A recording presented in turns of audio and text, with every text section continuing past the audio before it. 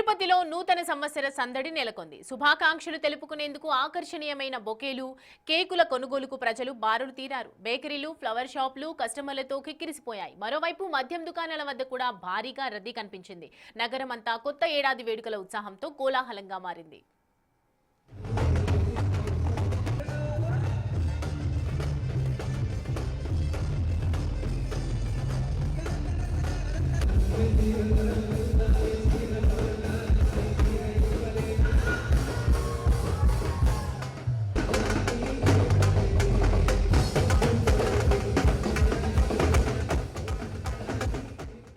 Right. తిరుపతిలో కొత్త సంవత్సరం వేడుకలు జరుగుతూ ఉన్నాయి. నూతన సంవత్సర సందడి నెలకొందనే చెప్పాలి. శుభాకాంక్షలు తెలుపుకునేందుకు ఒకరినొకరు ఆలింగనం చేసుకొని విషెస్ చెప్పుకుంటూ ఉన్నారు. మరోవైపు యువత కూడా చిన్న వయసు నుంచి వృద్ధ వయసు వరకు ప్రతి ఒక్కరు కూడా వాళ్ళకి సంబంధించి ఎంజాయ్ చేస్తూ ఉన్నారు. వాళ్ళకి సంబంధించి ఆలింగనం తెలుపుతూ ఒకవైపు శుభాకాంక్షలు తెలియజేస్తున్నారు. మొత్తానికి శుభాకాంక్షలు తెలుపుకునేందుకు అక్కడ ఆకర్షణీయంగా కనిపిస్తున్నటువంటి విజువల్స్ మనం చూస్తూ ఉన్నాము.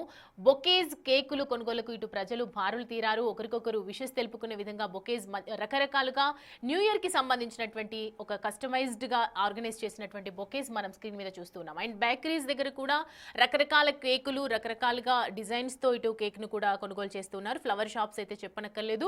కస్టమర్లతో ఒక్కసారిగా ఆ ప్రాంతం అంతా, తిరుపతిలో ఉన్నటువంటి ఏరియా అంతా కూడా కిక్కిరిసిపోయిందని చెప్పాలి. మరోవైపు ఇటు మద్యం దుకాణాలు ఎవరైతే చాలా బాగా అంటే చాలా రోజుల నుంచి వెయిట్ చేస్తూ 2026 కి అడుగు పెట్టబోతున్నాం, గ్రాండ్ గా వెల్కమ్ చెప్పేందుకు మద్యం దుకాణాల దగ్గర కూడా భారీగా రద్దీ కనిపించింది. నిన్నంతా కూడా తిరుపతి పూర్తి ఆవరణం అంతా కూడా నైట్ అంతా ఒకవైపు సెలబ్రేషన్స్ అయితే జోరుగా సాగాయనేది మాత్రం అర్థమవుతోంది. మరోవైపు నగరం అంతా కొత్త ఏడాది వేడుకలతో ఉత్సాహంతో కోలాహలంగా మారింది. మరోవైపు అక్కడ మనం చూస్తున్నాము వైన్ షాప్స్ దగ్గర కిక్కిరిసినటువంటి జ్వరం, మరోవైపు న్యూ ఇయర్ జోష్ అనేది హంగామా ఒకవైపు కనిపిస్తోంది. యువత, యంగ్స్టర్స్ అందరూ కూడా ఎంతో ఉత్సాహంగా పాల్గొంటూ ఉన్నారు, ఎంతో ఉత్సాహంగా ఎంజాయ్ చేస్తూ ఉన్నారు.